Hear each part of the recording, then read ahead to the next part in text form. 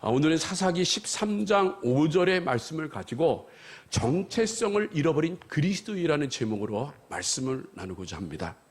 자, 여러분, 우리가 이 세상에 살면서 어려운 일들을 당하면서 흔들리는 이유가 뭐냐 하면 자기 자신의 존재를 모르는 거예요. 나는 누구인가? 나라는 확신이 있을 때, 내가 누구 안에 속해 있는 확신이 있다고 하면요, 흔들리지가 않아요. 오늘 미국 트럼프 대통령 후보가 연설 중에 총격을 당했어요. 땅땅땅. 그런데 참 희한하게도 이 고개를 돌리는 순간에 총알이 지나가면서 귀가 관통이 됐다고 하더라고요.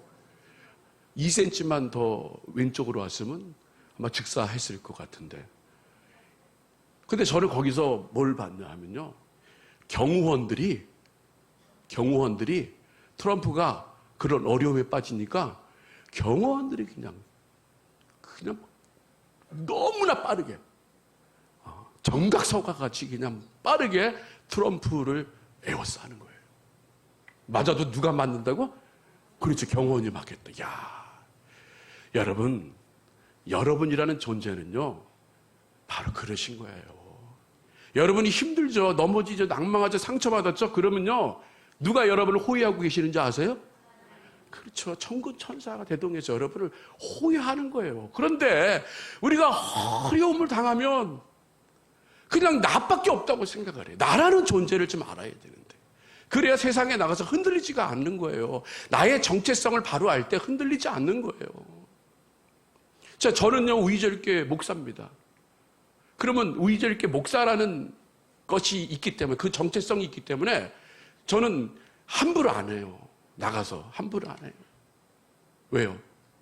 교회 목칠할까 봐. 그리고 저는요, 문미라의 아내예요. 문미라의 남편이에요.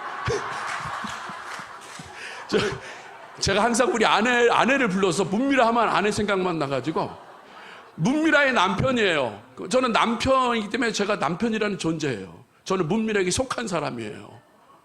우리 목사님이 금요일 날 그 남편에 대해서 얘기했잖아요.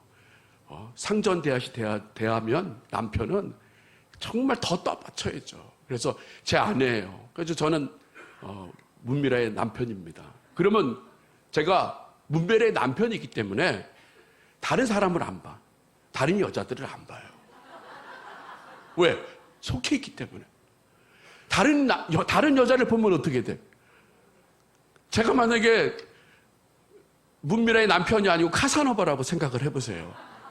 그러면 지나가는 여자만 볼 거 아니에요. 어떻게든 한번 작업 걸까. 나의 정체성이 바로 있어야 된다는 거예요. 여러분들은요, 우이제일교회 권사님이고 장로님이고 안수집사님이고 집사님이고 또 성가대원으로서 찬양대원으로서 교사로서 여러 가지의 일들을 다 가지고 있어요. 그런 정체성이 있습니다. 그럼 그 정체성에 대해서 확신이 있어야 된다는 거예요. 그래야 흔들리지 않습니다. 사도 바울을 보게 하면요, 사도 바울은 늘 자신을 소개할 때 어떻게 소개를 했냐면 로마서 1장 1절을 한번 우리 보도록 하겠습니다. 그가 책 서두에 이런 말을 합니다. 한번 봉독해 보겠습니다. 시작. 예수 그리스도의 종 바울은 사도로 부르심을 받아 하나님의 복음을 위하여 택정함을 입었다. 하나님의 부르심을 받은 사람. 또 고린도전서 1장 1절도 한번 보세요. 저기도 제가 한번 읽어볼게요. 하나님의 뜻을 따라 그리스도 예수의 사도로 부르심을 입은 바울이라고 얘기합니다. 또 고린도후서 1장 1절에도 같은 맥락으로 똑같이 쓰고 있습니다. 하나님의 뜻으로 말미암아 그리스도 예수의 사도된 바울이라고 얘기하는 거예요. 그의 정체성은 늘 하나님이 부르셔서 하나님이 택하셔서 자기가 사도가 되었다는 거예요. 여러분, 이런 확신이 있었기 때문에요, 그는 성경에도 그런 확신을 가지고 고백을 합니다. 어떤 확신을 가지고 고백을 하냐면요, 우리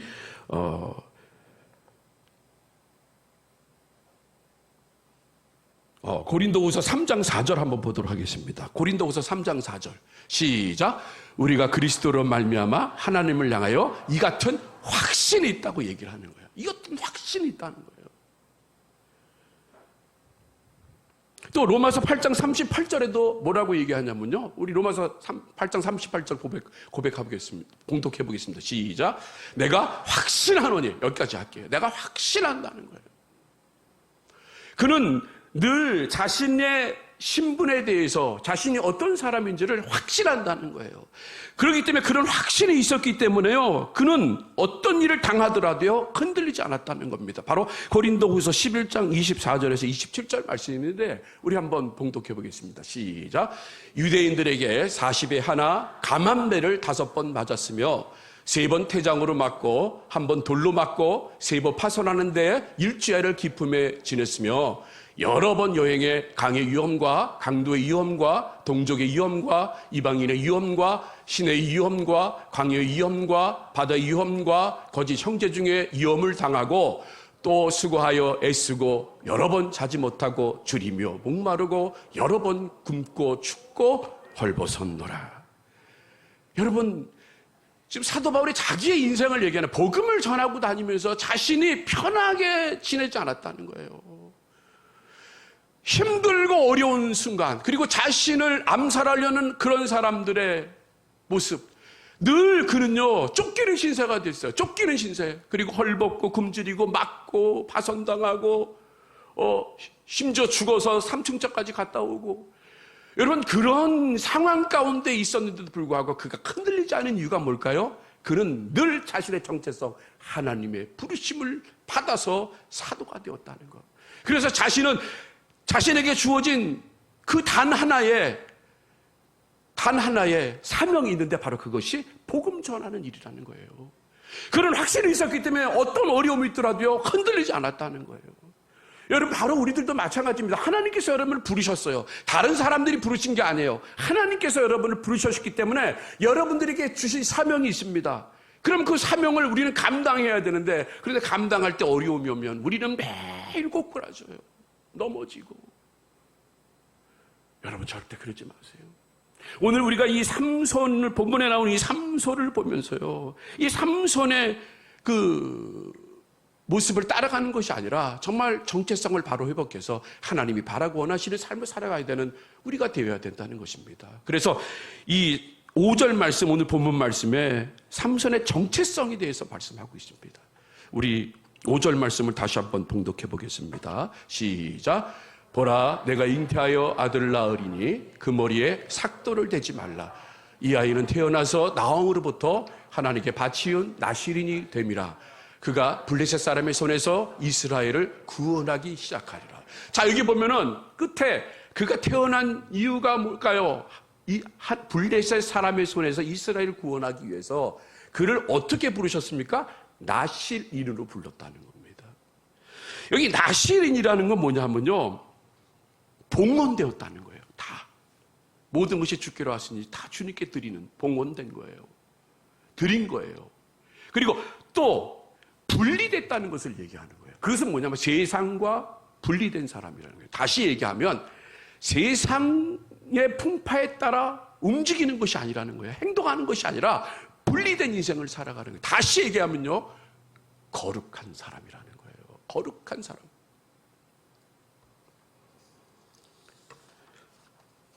세상과 단절하고 세상의 풍파를 따르는 것이 아니라 일평생 하나님 앞에 헌신하는 삶, 바로 이것이 나실인이라는 거예요. 그 나실인이라는 것을 민수기 6장에는요 3가지를 금하는 것이 나옵니다. 그 첫 번째가 뭐냐 하면요, 포도나무에 나는 소산물은 어떤 것도 먹을 수 없다고 얘기하는 거예요. 그러니까 술을 멀리하라는 거죠. 그리고 두 번째는 시체를 가까이 하지 말라는 거예요. 시체를. 왜? 시체가 부정한 거니까. 시체를 가까이 하지도 말고 만지지도 말라고 얘기하는 것입니다. 그리고 세 번째 금한 것이 있는데 바로 서원 기간 동안에, 그가 하나님 앞에 헌신하는 동안에 머리에 삭도를 대지 말라고 그 민수기에 그렇게 기록이 되어 있습니다. 삼손은 이 나실인이었음에도 불구하고 이렇게 3가지에 대해서 구별되고 분리되는 삶을 살아야 되는데 그는 그러지 않았다는 거예요. 사사기 14장 8절에서 9절 말씀을 우리 한번 봉독해 보겠습니다. 시작. 얼마 후에 삼손이 그 여자를 취하려고 다시 가더니 돌이켜 그 사자의 주검을 본즉 사자의 몸에 벌떼와 꿀이 있는지라. 손으로 그 꿀을 취하여 행하여 먹고 그 부모에게 이르러 그들에게 그것을 들여서 먹게 하였으나 그 꿀을 사자의 몸에서 취하다고는 고하지 아니하였더라. 자, 여기에 다 나와요. 첫 번째, 이 삼손이요, 힘이 좋아서인지 몰라도 그 13, 14, 15, 16 이렇게 쭉 그 삼손이 나오는 걸 보면요, 여자를 참 좋아했어요. 그래가지고 뭐 읽다 보면은 뭐 창녀하고도 그 관계를 맺고, 또 드릴라 있잖아요. 드릴라, 그 블레셋 사람 드릴라, 이방 여인, 그 이방 여인도 또 첩을 뭐 주광지천이 있어도 그렇게 돌아다니면서 그냥 지 마음대로 사는 거예요. 그냥 세상 좋은 거 다 따라가는 거예요. 그런데 여기에 보면요, 또 뭐가 되어 있냐면 시체를 가까이 해서는 안 된다고 나시린의 규정이 되어 있는데, 그럼에도 불구하고 그가 죽은 사자 위에 있는 꿀을 먹었다는 거예요.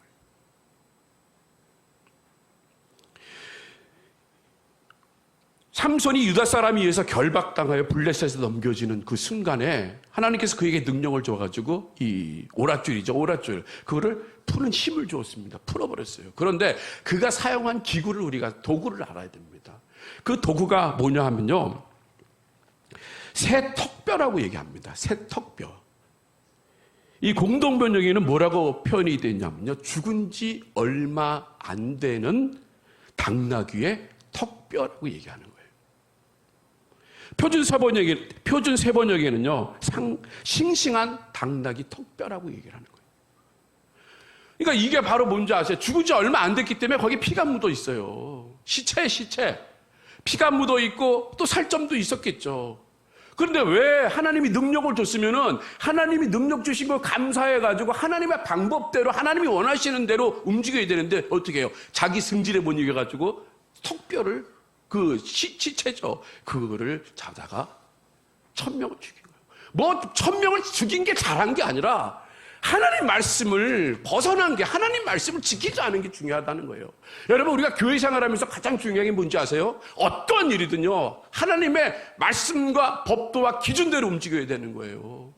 그게 가장 중요한 거예요. 성과, 그거는 나중에 하나님이 알아서 하시는 거지. 우리가 뭐 성과를 내려고 막 이리적인 방법을 가지고 하고, 사람의 뜻대로 하고, 뭐 돈이면 다 된다는 마음을 가지고 그렇게 움직이다 보면요, 결국 그거는 하나님이 바라시지 않는 거예요. 비록 지금은 미진하고 지금 비록 우리 눈에 보이지 않는다 할지라도요, 그러나 내가 여기서 하나님의 말씀을 벗어나지 않고 하나님 말씀대로 내가 움직이게 되다 보면은 결국 그 하는 일들이 하나님께서 도와주셔서 정말 우리가 상상할 수 없는 그런 놀라운 은혜로 우리에게 부어주실 줄로 믿습니다. 여러분들도 바로 그런 마음을 가지고, 그런 믿음을 가지고, 인간적인 거로 모든 걸 판단하면 안 된다는 거예요. 그러면요, 우리의 인생이 삼손과 같이 비참해진다는 거예요.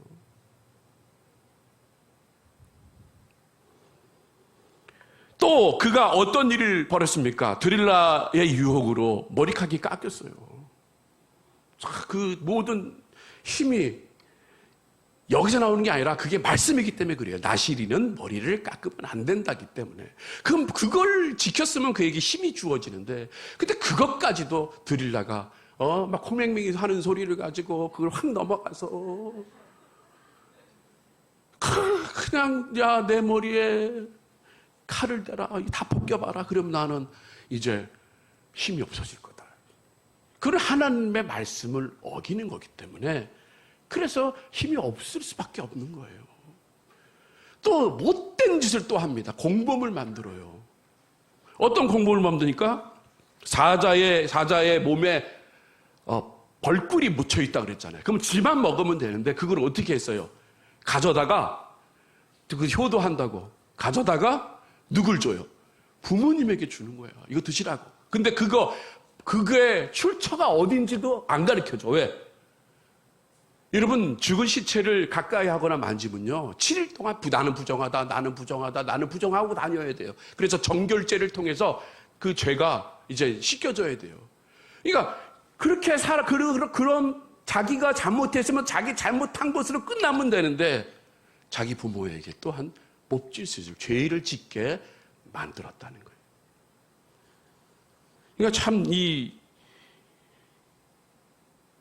삼손이라는 사람이요, 참 어떻게 보면 너무 말씀에 벗어난 사람이에요. 그냥 인정하고, 오늘 우리 담임 목사님이 오전에 설교하신 것처럼 그냥 인정하고 회개하면 그냥 하나님이 다 깨끗하게 씻어주시는데, 그런데 안 하잖아요. 왜? 안 하는 이유가 뭘까요? 모르기 때문에 안 하는 거예요. 그리고 부정하는 거예요. 아예 뭐 내가 죄진 게 뭐가 있어. 그래, 합리화시키고. 교회 다니면서 가장 중요한 게, 여러분, 합리화시키지 마세요. 나는 이래서 이럴 수밖에 없었다, 나는 저래서 저럴 수밖에 없었다라는 그런 합리화가 없어요. 그냥 말씀에서 벗어나고 말씀을 지키지 않았으면 그냥 하나님 앞에서 납작 엎드려서 회개하면 하나님이 그냥 흰털같이 그냥 깨끗하게 만들어 주시는데 그 고집 때문에 넘어져요. 바로 삼손이 그랬다는 거예요. 그러면서 생각나는 성경 구절이 있는데 바로 사사기 21장 25절에 이 말씀이 생각이 납니다. 우리 한번 봉독해 보겠습니다.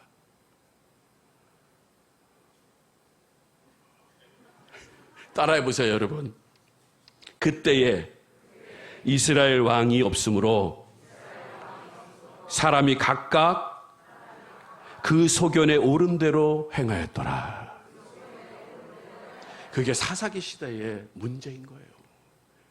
다 자기 소견대로 하는 거예요. 자기 하는 일이 다 맞는 거예요. 그러니까 삼손이 하나님 앞에 쓰임 받는 것도, 그리고 그 하는 행동한 거지들이 다 말씀에 다 위법하고 말씀에 배제되는데도 불구하고 그냥 합리화시키고 나 정당하다고 얘기하는 거예요. 여러분, 그의 인생이 어땠습니까? 그 인생이 아주 비참했잖아요. 두 기둥에 묶여가지고.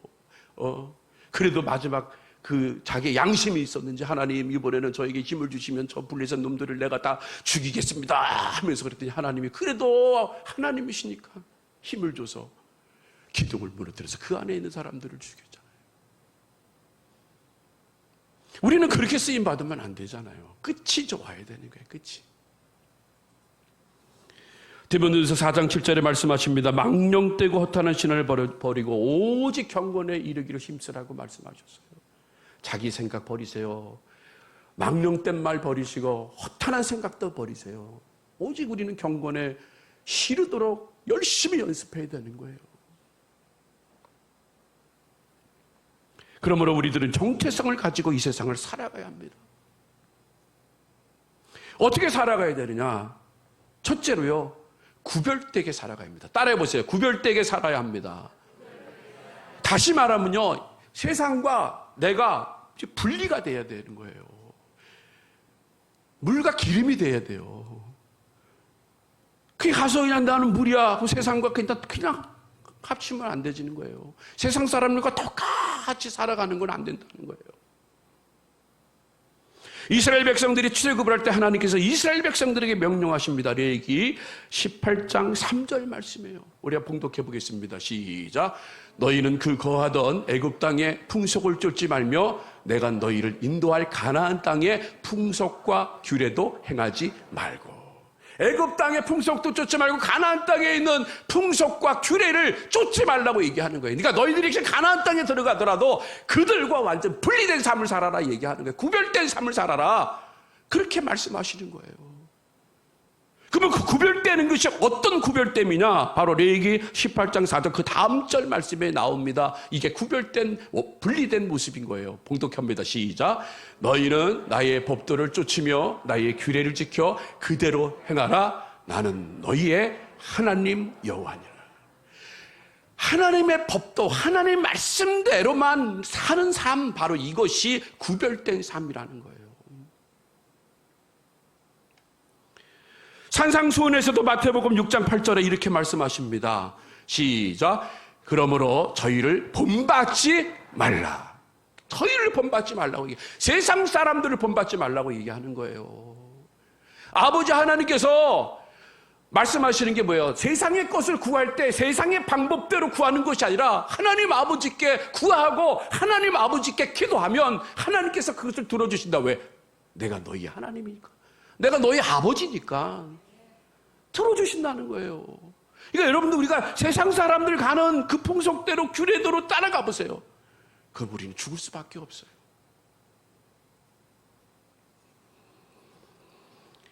두 번째로요, 우리는 어떤 삶을 살아야 되냐면요, 파송받은 자로 살아야 합니다. 따라해 보세요. 파송받은 자로 살아야 합니다. 다시 말하면요, 세상 속으로 들어가는 것을 말합니다. 그런데 세상과 분리되었다고요? 교회 안에서만 있으면 안 된다는 거예요. 교회 안에서만, 여기서 뭐 먹고 마시고 여기서 즐기자, 아니에요. 세상으로 나가야 합니다. 복음 들고 세상으로 나가야 돼요.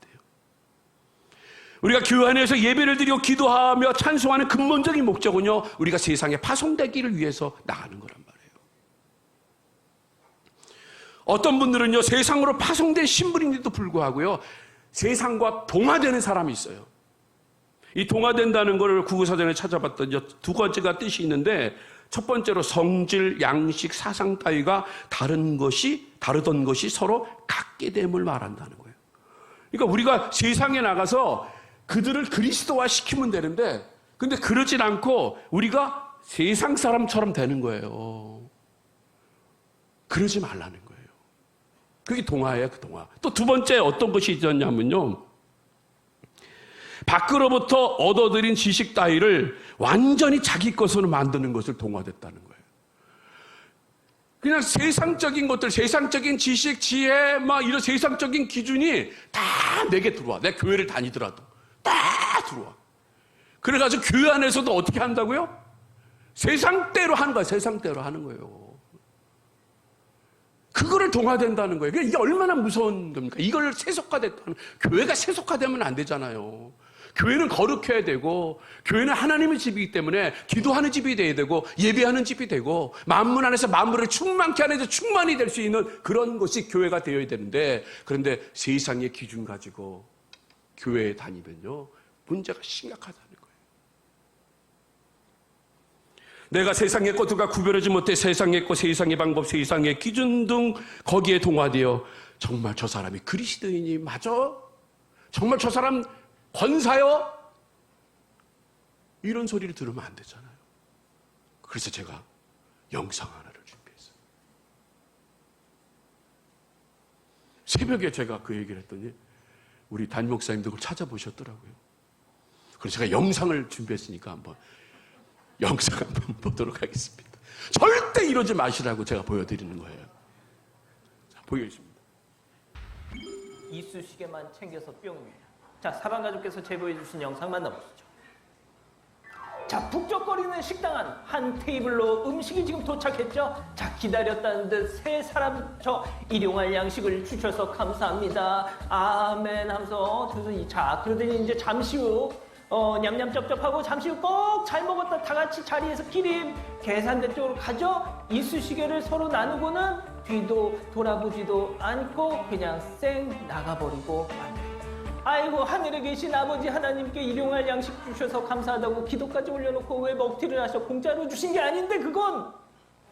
자, 코다리 음식점입니다. 코다리 참 맛있죠, 코다리찜. 코다리찜을 60, 70대 여성 한 3사람이 아마 교회에서 온 것 같아요. 기도를 한 다음에 맛있게 먹고. 저 때가 일요일 점심이었죠? 네, 42,000원씩 먹은 다음에 결제 없이 갔다고 합니다. 근데 이제 문제가 좀 있어요. 나중에 이제 이걸 결제 안 했던 걸 알게 되긴 했는데, 이 과정에 좀 기억을 해보니까 손님이 좀 본인들이 먼저 왔는데 딴 사람한테 좀 먼저 음식 갔던 적이 있었나 봐요. 왜 음식 늦게 나오냐, 나보다 우리보다 먼저 온 사람들이 왜 먹느냐, 이런 게 화를 냈다고 하긴 하는데, 아마 그것 때문에 혹시 먹튀를 했느냐라고 사장님은 아주 좋게 써가고 있습니다. 라고. 혹시 그게 맞다면요, 지금이라도 돈을 내십시오. 그래서 이제 올린 건데, 사실 저도 사기가 될 수 있고요. 교회 다니면서 기도해가지고 공짜로 먹습니까? 자, 교수님 여기까지 보여주겠습니다. 자, 교회에 다니신다고, 야, 참 이게 저거를 보고 정말 신천지겠지, 여호와 증인이겠지, 그 생각을 가졌어요. 어차피 걔네들도 기도하니까. 그쵸? 교회가 우리 교회 아니겠죠? 그쵸? 네, 그렇겠죠. 이단이겠죠? 여러분, 그런데도 우리도 그럴 때가 있어요. 그럴 때가 있어요. 기도해놓고 큰 소리 내고 기도하고 싸움하고, 기도하면은 서빙하시는 분을 어떻게 불러야 돼? 여사님으로 부르든지 매니저님으로 불러야지. 근데 기도 열심히 하고, 야 아줌마, 이렇게 하면 그 사람은요 마음의 상처를 받아요. 어떻게 하라고요? 서빙하시는 분들한테 매니저님 아니면 여사님 하면서 친절하게 하셔야 돼요. 친절하게. 저렇게 해가지고 교회 등록하고 새 가족들 적어보고 상처받아서 교회 안 나가는 사람들, 또 교회 오려고 마음 먹었던 사람들 적어보고 교회 안 오고, 진짜 저래. 여러분, 우리는 이렇게 만들지 말아요. 저 사람들은요 자신의 정체성을 잃어버린 거예요. 그냥 세상의 기준이 됐기 때문에 저런 행동을 하죠. 감히 어떻게 저런 행동을 합니까?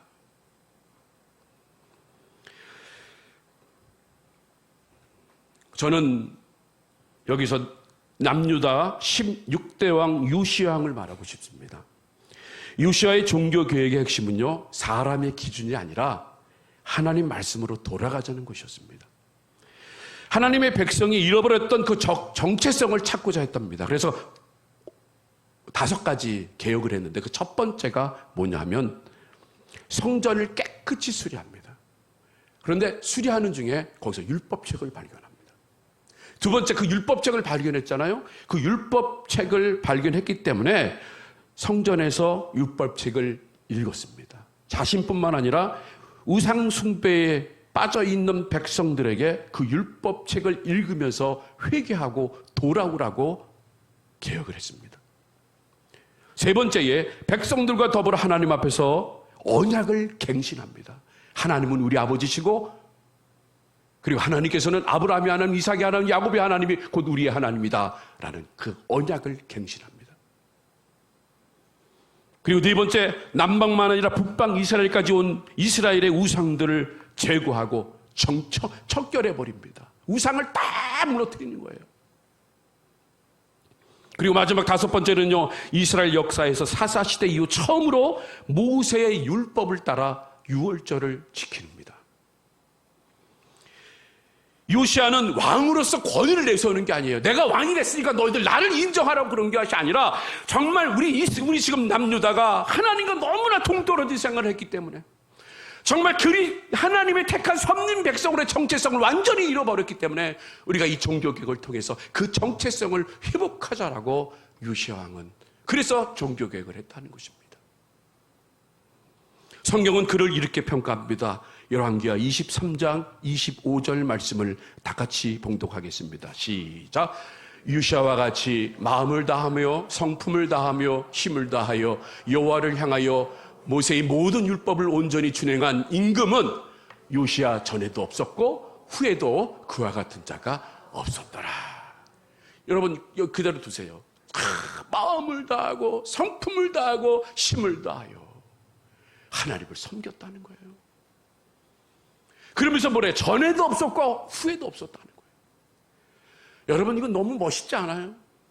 저는 여러분들이 바로 그런 성도님들이 되시기를 바랍니다. 전에도 없고 후에도 없는 그런 성도님. 세상을 의지하는 것이 아니라 하나님만을 바라보고, 정말 내 지금 자신의 지금 현재의 상태가 너무나 힘들고 어려워요. 주저하고 낭망하시고 내가 어디 붙잡을 데도 없고 너무나 힘들어요. 나 외롭고 두렵습니다 할 때, 그때 우리는 누굴 바라봐야 합니까? 다른 거 바라보지 마세요. 온전하신 하나님만을 바라보시기를 바랍니다. 바로 그것이 우리의 정체성인 거예요. 우리의 모습이 되어야 되는 거예요. 말씀을 마치겠습니다. 잃어버린 그리스도인의 정체성을 찾을 때 하나님께 돌아가자고 우리는 자신 있게 외칠 수 있다는 거예요. 이 세상을 변화시키는 능력을 회복할 때 세상을 뒤집는 강력한 성도가 될 수 있다는 것입니다. 삼손과 같이 자신의 정체성을 잃어버려 비탄한 인생을 살아가는 그런 성도들이 아니라 마음을 다하고 성품을 다하고 힘을 다하여 정말 이 세상의 빛과 소금의 쾌를 감당함으로 하나님께 기쁨을 올려드릴 수 있는 저와 여러분들이 되시기를 주님의 이름으로 축복합니다.